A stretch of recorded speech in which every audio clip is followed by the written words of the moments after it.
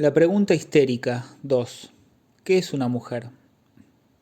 ¿Cuál es el sentido de mi conferencia de anoche sobre la formación del analista? Que lo esencial consiste en distinguir cuidadosamente el simbolismo propiamente dicho, o sea, el simbolismo en tanto estructurado en el lenguaje, en el cual nos entendemos aquí, y el simbolismo natural. Resumí esto en una fórmula. Leer en la borra del café no es leer en los jeroglíficos. Tal cual era ese auditorio, había que darle un poco de vida a la diferencia del significante y el significado. Di ejemplos, algunos humorísticos, hice el esquema y pasé a las aplicaciones. Recordé que la práctica fascina la atención de los analistas sobre las formas imaginarias, tan seductoras sobre la significación imaginaria del mundo subjetivo. Cuando el asunto está en saber, esto es lo que interesó a Freud, qué organiza ese mundo y permite desplazarlo, indiqué que la dinámica de los fenómenos del campo analítico está vinculada a la duplicidad que resulta de la distinción del significante y del significado. No por azar, fue un junguiano quien allí introdujo el término símbolo. En el fondo del mito junguiano existe el símbolo concebido como una flor que asciende del fondo, un florecimiento de lo que está en el fondo del hombre en tanto típico. El problema es saber si el símbolo es esto, o si en cambio es algo que envuelve y forma lo que mi interlocutor llamaba bellamente la creación. La segunda parte de mi conferencia se refería al resultado del olvido en el análisis de la estructuración significante-significado. Allí no tuve más remedio que indicar en qué la teoría del ego, actualmente promovida en los círculos neoyorquinos, cambia por completo la perspectiva desde donde deben abordarse los fenómenos analíticos y participa de la misma obliteración. En efecto, esta culmina en la colocación en primer plano de la relación yo a yo. La simple inspección de los artículos de Freud entre 1922 y 1924 muestra que el yo nada tiene que ver con el uso analítico que de él se hace actualmente. Si lo que llaman el reforzamiento del yo existe, no puede ser otra cosa que la acentuación de la relación fantasmática siempre correlativa del yo, y más especialmente en el neurótico de estructura típica. En lo que le concierne, el reforzamiento del yo va en sentido exactamente opuesto al de la disolución, no solo de los síntomas, que están, hablando estrictamente, en su significancia, pero que pueden, dado el caso, ser movilizados, sino de la estructura misma. ¿Cuál es el sentido de lo que introdujo Freud con su nueva tópica cuando acentuó el carácter imaginario de la función del yo? Precisamente la estructura de la neurosis. Freud coloca el yo en relación con el carácter fantasmático del objeto. Cuando escribe que el yo tiene el privilegio del ejercicio de la prueba de la realidad, que es él quien da fe de la realidad para el sujeto, el contexto está fuera de dudas. El yo está ahí como un espejismo, lo que Freud llamó el ideal del yo. Su función no es de objetividad, sino de ilusión, es fundamentalmente narcisista y el sujeto da acento de realidad a cualquier cosa a partir de ella. De esta tópica se desprende cuál es, en las neurosis típicas, el lugar del yo. El yo en su estructuración imaginaria es como uno de sus elementos para el sujeto. Así como Aristóteles formulaba que no hay que decir ni el hombre piensa, ni el alma piensa, sino el hombre piensa con su alma, diríamos que el neurótico hace su pregunta neurótica, su pregunta secreta y amordazada con su yo. La tópica freudiana del yo muestra como una histérico, como un obsesivo, usa de su yo para hacer la pregunta, es decir, precisamente para no hacerla. La estructura de una neurosis es esencialmente una pregunta, y por eso mismo fue para nosotros durante largo tiempo una pura y simple pregunta. El neurótico está en una posición de simetría. Es la pregunta que nos hacemos, y es justamente porque ella nos involucra tanto como a él, que nos repugna fuertemente formularla con mayor precisión. Lo ilustra de manera en que desde siempre les hablo de la histeria, a la que Freud da el esclarecimiento más eminente en el caso de Dora. ¿Quién es Dora? Alguien capturado en un estado sintomático muy claro, con la salvedad de que Freud, según su propia confesión, se equivoca respecto al objeto de deseo de Dora, en la medida en que él mismo está demasiado centrado en la cuestión del objeto, es decir, en que no hace intervenir la intrínseca duplicidad subjetiva implicada. Se pregunta qué desea Dora, antes de preguntarse quién desea en Dora. Freud termina percatándose de que, en ese ballet de A4, Dora, su padre, el señor y la señora K, es la señora K el objeto que verdaderamente interesa a Dora, en tanto que ella misma está identificada al señor K. La cuestión de saber dónde está el yo de Dora está así resuelta. El yo de Dora es el señor K. La función que cumple en el esquema del estadio del espejo, la imagen especular, en la que el sujeto ubica su sentido para reconocerse, donde por primera vez sitúa su yo.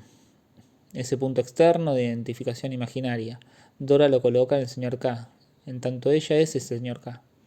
Todos sus síntomas cobran su sentido definitivo. La afonía de Dora se produce durante las ausencias del señor K, y Freud lo explica de un modo bastante bonito. Ella ya no necesita hablar si él no está, solo queda escribir. Esto de todos modos nos deja algo pensativos. Si ella se calla así, se debe al hecho a que el modo de objetivación no está puesto en ningún otro lado. La afonía aparece porque Dora es dejada directamente en presencia de la señora K. Todo lo que pudo escuchar acerca de las relaciones de esta con su padre gira en torno a la felatio. Y esto es algo infinitamente más significativo para comprender la intervención de los síntomas orales. La identificación de Dora con el señor K es lo que sostiene esta situación hasta el momento de la descompensación neurótica. Si se queja de esa situación, eso también forma parte de la situación, ya que se queja en tanto identificada al señor K. ¿Qué dice Dora mediante su neurosis? ¿Qué dice la histérica mujer? Su pregunta es la siguiente: ¿qué es ser una mujer? Por ahí nos adentramos más aún en la dialéctica de lo imaginario y lo simbólico en el complejo de Edipo. En efecto, la aprehensión freudiana de los fenómenos se caracteriza porque muestra siempre los planos de estructura del síntoma a pesar del entusiasmo de los psicoanalistas por los fenómenos imaginarios removidos en la experiencia analítica. A propósito del complejo de Edipo, las buenas voluntades no dejaron de subrayar analogías y simetrías en el camino que tienen que seguir el varón y la hembra, y el propio Freud indicó muchos rasgos comunes. Nunca dejó de insistir, empero, en la disimetría fundamental del Edipo en ambos sexos. ¿A qué se debe esa disimetría? A la relación de amor primaria con la madre.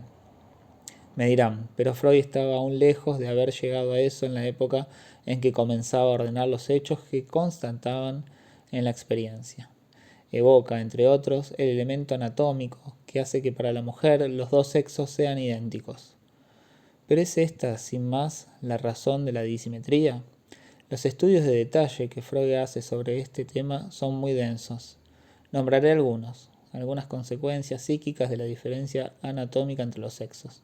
El sepultamiento del complejo de Edipo sobre la sexualización femenina.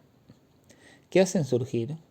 Tan solo que la razón de la disimetría se sitúa esencialmente a nivel simbólico, que se debe al significante. Hablando estrictamente, no hay, diremos, simbolización del sexo de la mujer en cuanto tal.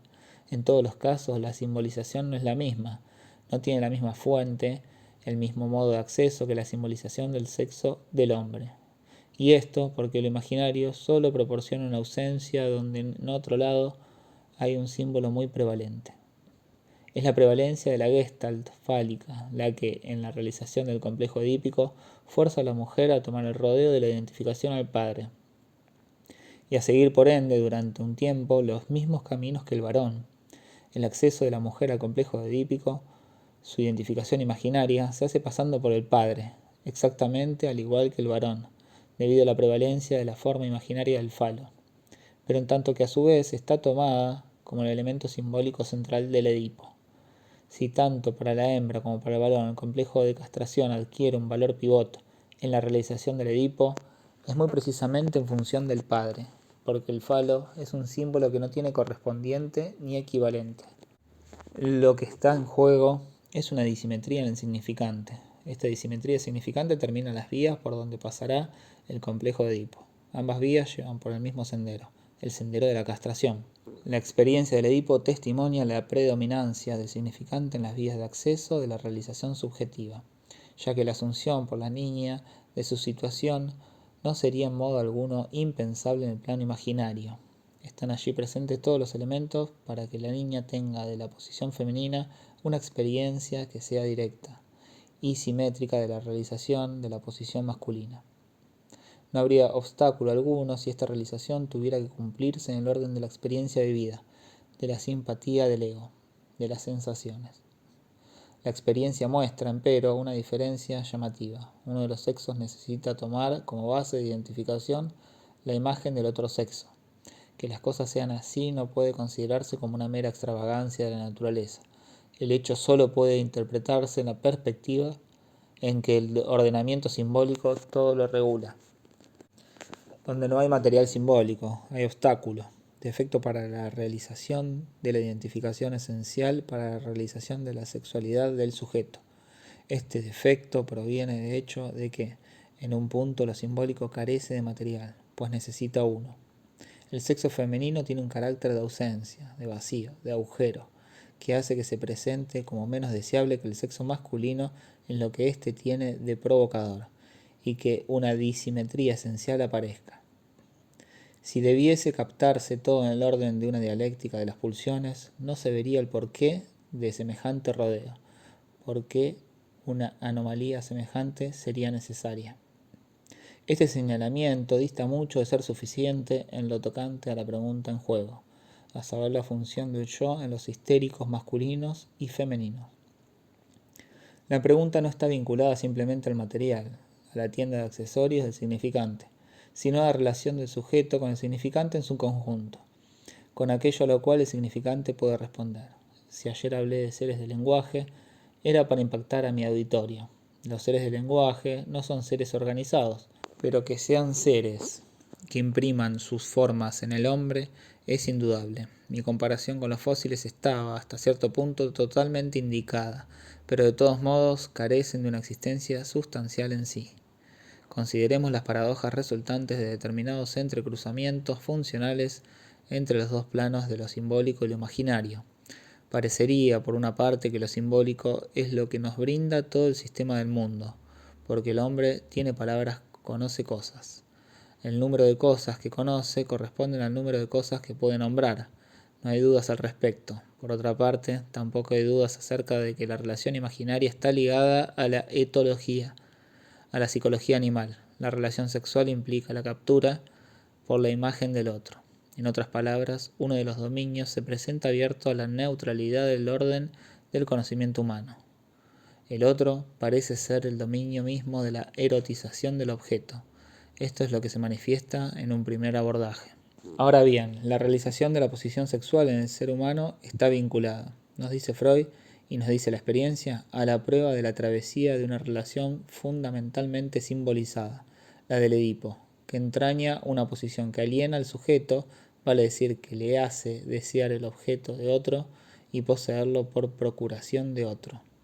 Nos encontramos entonces ahí ante una posición estructurada en la duplicidad misma del significante y el significado, en tanto la función del hombre y la mujer está simbolizada, en tanto es literalmente arrancada al dominio de lo imaginario para ser situada en el dominio de lo simbólico. Es que se realiza toda posición sexual normal, acabada. La realización genital está sometida, como una exigencia esencial, a la simbolización. Que el hombre se virilice, que la mujer acepte verdaderamente su función femenina. Inversamente, cosa no menos paradójica, la relación de identificación a partir de la cual el objeto se realiza como objeto de rivalidad está situada en el orden imaginario. El dominio del conocimiento está inserto fundamentalmente en la primitiva dialéctica paranoica de la identificación al semejante. De ahí parte la primera apertura de identificación al otro, a saber, un objeto. Un objeto se aísla, se neutraliza y se erotiza particularmente en cuanto tal. Esto hace entrar en el campo del deseo humano infinitamente más objetos materiales que los que entran en la experiencia animal. En ese entrecruzamiento del imaginario y lo simbólico yace la fuente de la función esencial que desempeña el yo en la estructuración de las neurosis. Cuando Dora se pregunta ¿qué es una mujer?, intenta simbolizar el órgano femenino en cuanto tal. Su identificación al hombre, portador del pene, le es en esta ocasión un medio de aproximarse a esa definición que se le escapa. El pene le sirve literalmente de instrumento imaginario para aprender lo que no logra simbolizar. Hay muchas más histéricas que histéricos, es un hecho de experiencia clínica, porque el camino de la realización simbólica de la mujer es más complicado. Volverse mujer y preguntarse qué es una mujer son dos cosas esencialmente diferentes. Diría aún más, se pregunta por qué no se llega a hacerlo y, hasta cierto punto, preguntarse es lo contrario de llegar a hacerlo. La metafísica de su posición es el rodeo impuesto a la realización subjetiva de la mujer. Su posición es esencialmente problemática y hasta cierto punto inasimilable. Pero una vez comprometida la mujer en la histeria, debemos reconocer también que su posición presenta una particular estabilidad, en virtud de su sencillez estructural. Cuanto más sencilla es una estructura, menos puntos de ruptura revela. Cuando su pregunta cobra forma bajo el aspecto de la histeria, le es muy fácil a la mujer hacerla por la vía más corta, a saber, la identificación al padre. Indudablemente la situación es mucho más compleja en la histeria masculina. En tanto la realización edípica está mejor estructurada en el hombre, la pregunta histérica tiene menos posibilidades de formularse. Pero si se formula, ¿cuál es? Hay aquí la misma disimetría que en el Edipo. El histérico y la histérica se hacen la misma pregunta. La pregunta del histérico también atañe a la posición femenina. La pregunta del sujeto que evoqué la vez pasada giraba en torno al fantasma de embarazo. ¿Basta esto para agotar la pregunta? Sabemos desde hace mucho que la fragmentación anatómica, en tanto fantasmática, es un fenómeno histérico. Esta anatomía fantasmática tiene un carácter estructural. No se hace una parálisis, ni una anestesia, según las vías y la topografía de las ramificaciones nerviosas. Nada en la anatomía nerviosa recubre cosa alguna de las que se producen en los síntomas histéricos. Siempre se trata de una anatomía imaginaria. ¿Podemos precisar ahora el factor común a la posición femenina y a la pregunta masculina en la histeria? Factor que se sitúa sin duda a nivel simbólico, pero sin quizá reducirse totalmente a él. Se trata de la pregunta de la procreación. La paternidad, al igual que la maternidad, tiene una esencia problemática. Son términos que no se sitúan pura y simplemente a nivel de la experiencia. Charlaba no hace mucho con uno de mis alumnos sobre los problemas, formulados desde hace tiempo a propósito de la Cobade, y él me recordaba los esclarecimientos aportados últimamente por los etnógrafos, hechos de experiencia obtenidos a partir de una investigación continuada. Pues es ahí donde esto se ve claramente. En alguna tribu de América Central permiten en efecto zanjar ciertas cuestiones que se plantean en torno a la significación del fenómeno. Se observa ahora un cuestionamiento de la función del padre y su aporte a la creación del nuevo individuo. La Cubed se sitúa a nivel de una pregunta que atañe a la procreación masculina. En la misma dirección, tal vez no les parezca forzada la elaboración siguiente. Lo simbólico da una forma en la que se inserta el sujeto a nivel de su ser. Él se reconoce como siendo esto o lo otro a partir del significante. La cadena de los significantes tiene un valor explicativo fundamental, y la noción misma de causalidad no es otra cosa. Existe, de todos modos, una cosa que escapa a la trama simbólica, la procreación en su raíz esencial, que un ser nazca de otro. La procreación está cubierta en el orden de lo simbólico, por el orden instaurado de esa sucesión entre los seres. Pero nada explica en lo simbólico el hecho de su individuación, el hecho de que un ser sale de un ser. Todo el simbolismo está allí para afirmar que la criatura no engendra a la criatura, que la criatura es impensable sin una fundamental creación. Nada explica en lo simbólico la creación. Nada explica tampoco que sea necesario que unos seres mueran para que otros nazcan. Los biólogos dicen que hay una relación esencial entre la reproducción sexuada y la aparición de la muerte. Y si esto es cierto, muestra que ellos también giran en torno a la misma pregunta. La cuestión de saber qué liga dos seres en la aparición de la vida solo se plantea para el sujeto a partir del momento en que está en lo simbólico, realizado como hombre o como mujer, pero en la medida en que un accidente le impide acceder a ello. Esto puede también ocurrir debido a los accidentes biográficos de cada quien. Estas son las mismas preguntas que Freud plantea en el trasfondo de Más allá del principio del placer. Así como la vida se reproduce, ella se ve obligada a repetir el mismo ciclo, para alcanzar el objetivo común de la muerte. Para Freud este es el reflejo de su experiencia. Cada neurosis reproduce un ciclo particular en el orden del significante, sobre el fondo de la pregunta que la relación del hombre al significante en tanto tal plantea. En efecto, hay algo radicalmente inasimilable al significante, la existencia singular del sujeto sencillamente. ¿Por qué está ahí? ¿De dónde sale? ¿Qué hace ahí? ¿Por qué va a desaparecer? El significante es incapaz de darle la respuesta, por la sencilla razón de que lo pone precisamente más allá de la muerte. El significante lo considera como muerto de antemano, lo inmortaliza por esencia. Como tal, la pregunta sobre la muerte es otro modo de la creación neurótica de la pregunta, su modo obsesivo. Lo indiqué anoche, y hoy lo dejo de lado, porque este año examinamos la psicosis y no las neurosis obsesivas.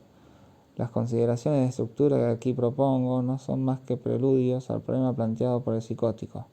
Si me intereso especialmente por la pregunta planteada en la histeria, es precisamente porque se trata de saber en qué ella se diferencia del mecanismo de la psicosis, principalmente la del presidente Schreber, en quien la pregunta de la procreación también se dibuja, y muy especialmente la de la procreación femenina. Quisiera terminar indicándoles los textos de Freud que justifican lo que dije anoche. Mi trabajo es comprender qué hizo Freud. En consecuencia, interpretar incluso lo implícito en Freud. Es legítimo a mi modo de ver. Quiero decirles que si les ruego remitirse a lo que algunos textos han articulado poderosamente, no es para retroceder ante mis responsabilidades. Vayamos a esos años, alrededor de 1896, en los que el propio Freud nos dice que montó su doctrina, necesitó mucho tiempo para soltar lo que tenía que decir. Freud señala claramente el tiempo de latencia, que es siempre de 3 o 4 años, que hubo entre el momento en que compuso sus principales obras y el momento en que las publicó. La Traumdeutung fue escrita 3 o 4 años antes de su publicación. Ocurre lo mismo con la psicopatología de la vida cotidiana y el caso Dora. Comprobamos que la doble estructuración, que es la del significante y del significado, no aparece retroactivamente. A partir, por ejemplo, de la carta 46, Freud nos dice que comenzó a ver surgir en su experiencia y a poder construir las etapas del desarrollo del sujeto, así como a relacionarlas con la existencia del inconsciente y sus mecanismos. Es impactante verlo emplear el término Überzeugung para designar tal o cual etapa de las experiencias del sujeto en tanto se traduce o no. Se traduce, ¿qué quiere decir esto? Se trata de lo que ocurre en niveles definidos por las edades del sujeto, de 1 a 4 años, luego de 4 a 8 años, luego el periodo prepuberal y por fin el periodo de madurez. Es interesante destacar el énfasis que Freud da al significante. La Bedeutung no puede ser traducida como especificando al significante en relación al significado. De igual modo, en la carta 52 ya destaqué una vez que Freud decía lo siguiente: trabajo con la suposición de que nuestro mecanismo psíquico nació siguiendo una disposición en capas, mediante un ordenamiento en el cual cada tanto el material que se tiene a mano sufre una reorganización según nuevas relaciones y un trastocamiento en la inscripción, una reinscripción. Lo esencialmente nuevo en la teoría es la afirmación de que la memoria no es simple, que es plural, múltiple, registrada bajo diversas formas. Les hago notar el parentesco de lo allí dicho con el esquema que comenté el otro día. Freud subraya que esas diferentes etapas se caracterizan por la pluralidad de las inscripciones mnésicas. Primero está la Wahrnehmung, la percepción. Es una posición primordial que permanece hipotética, puesto que de algún modo no sale a la luz en el sujeto. Después está la Bewusstsein, la conciencia. Conciencia y memoria en cuanto tales se excluyen. Acerca de este punto Freud jamás varió. Siempre le pareció que la memoria pura, en tanto inscripción y adquisición por el sujeto de una nueva posibilidad de reacción, debía permanecer completamente inmanente al mecanismo y no hacer intervenir la captación alguna del sujeto por sí mismo. La etapa Wahrnehmung está ahí para indicar que hay que suponer algo simple en el origen de la memoria, concebida como formada por una pluralidad de registros. El primer registro de las percepciones, también inaccesible a la conciencia, está ordenado por asociaciones de simultaneidad. Tenemos ahí la exigencia original de una instauración primitiva de simultaneidad. Esto se los mostré el año pasado en nuestros ejercicios demostrativos a propósito de los símbolos. Recuerden que las cosas se volvían interesantes a partir del momento en que establecíamos las estructuras de grupos de 3. Colocar unos grupos de 3 es, en efecto, instaurarlos en la simultaneidad. El nacimiento del significante es la simultaneidad y también su existencia es una coexistencia sincrónica. De Saussure enfatiza este punto. La Wettstein es del orden de los recuerdos conceptuales. La noción de relación causal aparece ahí en cuanto tal por vez primera. Es el momento en que el significante, una vez constituido, se ordena secundariamente respecto a algo distinto que es la aparición del significado. Solo después interviene la Wettstein. Tercer modo de reordenamiento. A partir de este preconsciente se harán conscientes las investiciones, de acuerdo a ciertas reglas precisas. Esta segunda conciencia del pensamiento está ligada probablemente a la experiencia alucinatoria de las representaciones verbales, a la emisión de palabras. El ejemplo más radical es la alucinación verbal, vinculada al mecanismo paranoico por el cual hacemos audibles las representaciones de palabras. La aparición de la conciencia está ligada a esto, si no seguiría sin lazo alguno con la memoria. En todo lo que sigue, Freud manifiesta que el fenómeno de la Verdrängung consiste en la caída de algo que es del orden de la expresión significante, en el momento del pase de una etapa de desarrollo a otra. El significante registrado en una de esas etapas no pasa a la siguiente, con el modo de reclasificación retroactiva que necesita toda nueva fase de organización significante-significación en la que entra el sujeto. A partir de esto hay que explicar la existencia de lo reprimido. La noción de inscripción en un significante que domina el registro es esencial para la teoría de la memoria. En tanto ella está en la base de la primera investigación por Freud del fenómeno del inconsciente. 21 de marzo de 1956.